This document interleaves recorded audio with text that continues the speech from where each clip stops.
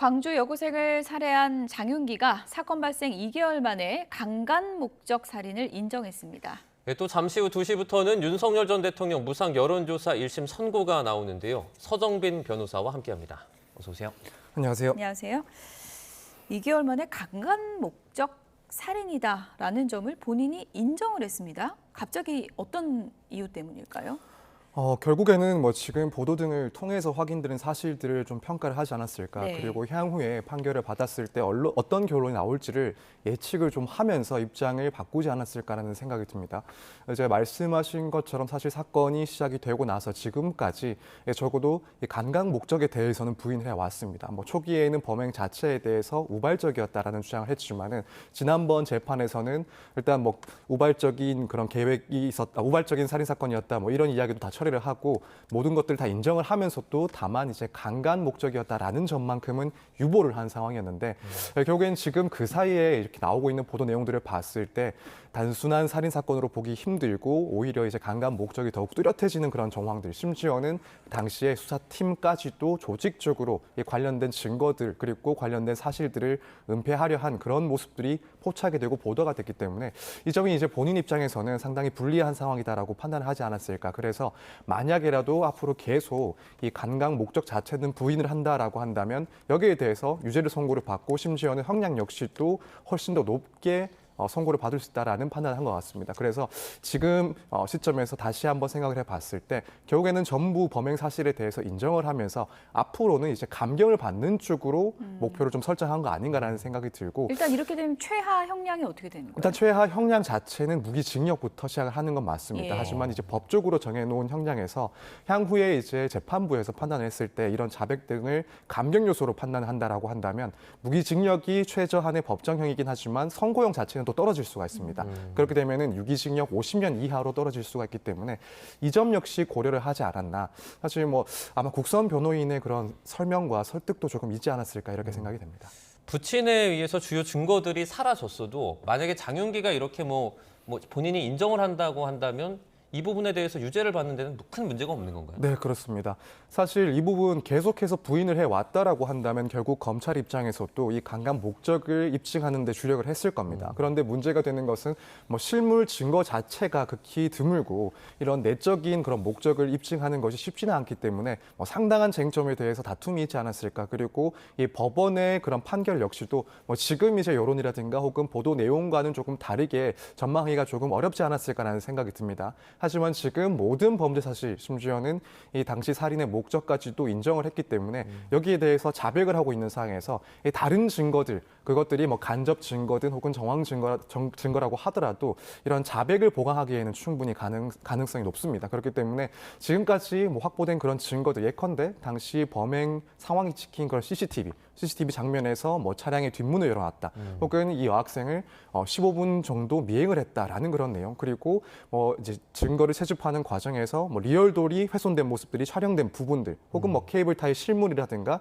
이걸 수집하는 과정에서 찍힌 영상들, 이런 것들이 이제 자백이 있을 때는 그 자백을 보강하는 증거로 쓸 수 있기 때문에 네. 결국에는 현재 모든 것들이 인정하고 있는 이상 이 전체적인 공소 사실이 모두 인정될 가능성이 매우 높다 이렇게 보면 될 것 같습니다. 네. 네. 경찰의 부실 수사 상황도 속속 드러나고 있는데 단순한 이 부실 수사 과정이 아니라 조직적으로 이뤄졌다. 이런 정황들이 계속 드러나고 있습니다. 피해 학생 유족이 상당히 좀 참담한 심정일 텐데 어떤 얘기를 했는지 얘기를 잠시 듣겠습니다.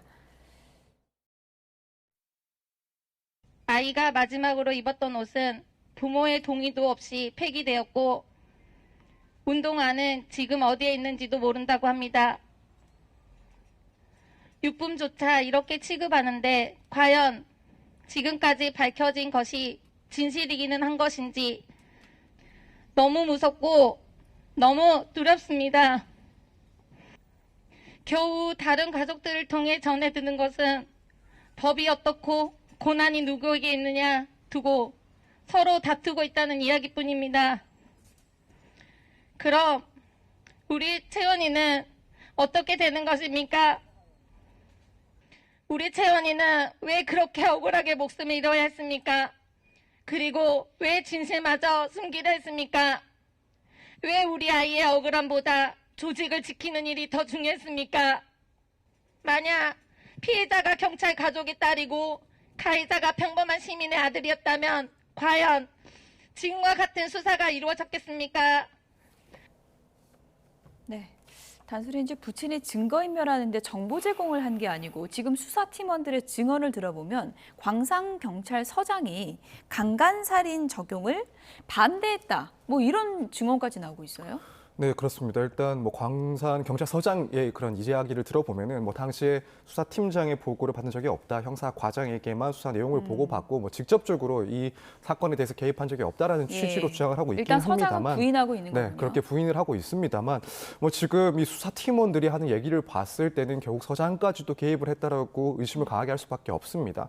그래서 뭐 압수수색과 같은 그런 주요 절차 등에 대해서 뭐 직접 지휘를 하기도 했다. 이런 발언도 나오고 있고 강간살인 혐의에 대해서 또 그 적용을 반대했다라는 이야기가 나오는 상황이고 사실 그 전에도 뭐 이 사건이 발생하고 나서 새벽에 긴급 또 회의를 주최를 하고 뭐 심지어는 수사팀원 중 일부를 뭐 장윤기의 아버지의 집에 보내기도 했다. 예. 그리고 뭐 윗선에서 이 사건의 가해자의 아버지가 경찰이라는 점을 드러내서는 안 된다 이런 지시도 내려왔다라는 그런 이야기들도 있었기 때문에 이 상황을 종합하자면 사실 상당히 좀 의심을 해볼 수밖에 없는 상황이 아닌가라는 생각이 듭니다. 또 한편으로는 당시에 이제 이런 뭐 조직적인 개입 의혹이 있을 때에도 과연 이게 수사팀 내에서 책임을 질 만한 사건인가 혹은 윗선에서 지시가 있어야 이제 예. 이런 일들이 벌어지지 않았을까라는 그런 의심을 하기에도 충분한 상황이기도 했었고 뭐 지금 이런 진술들 수사팀원들의 진술들이 사실 없는 이야기를 굳이 할 필요가 없는 그런 내용들입니다. 위에서부터 혹은 뭐 서장이 지시를 했다 이런 내용들이 사실이 아닌데 거짓말할 필요가 없는 그런 예. 내용이라고 생각이 됩니다. 그렇다면은 이런 내용들을 종합해 봤을 때는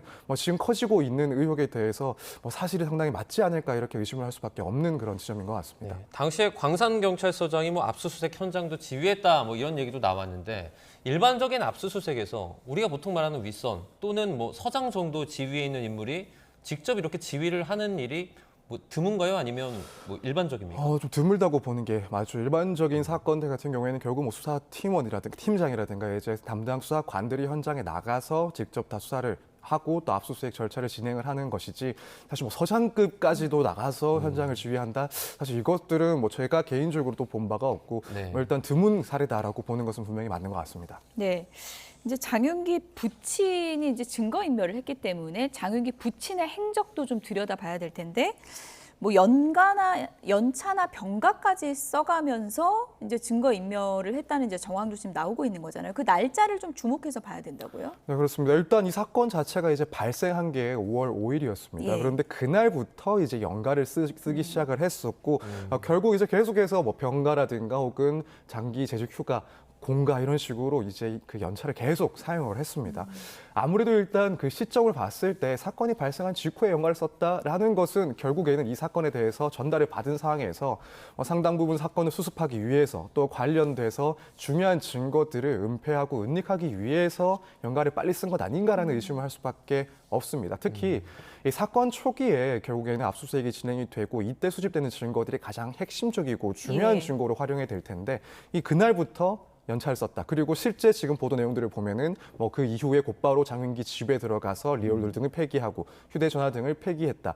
이런 과정들을 보면은 결국에는 이 초기부터 경찰과 수사팀과 연락을 주고 받으면서 결국 이 주요할 수 있는 그런 증거들을 은폐하기 위한 연차들이 뭐 진행이 됐다 이렇게 보는 게 맞지 않나라는 생각이 듭니다. 휴대전화 불태워버린 거 언급을 좀 해주셨는데 사실 뭐 경찰 출신이고 그러면 이 휴대전화가 얼마나 중요한 증거인지 알고 있을 테잖아요. 예를 들어 위치라든지 검색 내용이라든지 이런 것들이 들어있을 텐데 단순히 뭐 개인정보 유출 때문에 불태웠다 이렇게 설명하고 있어요.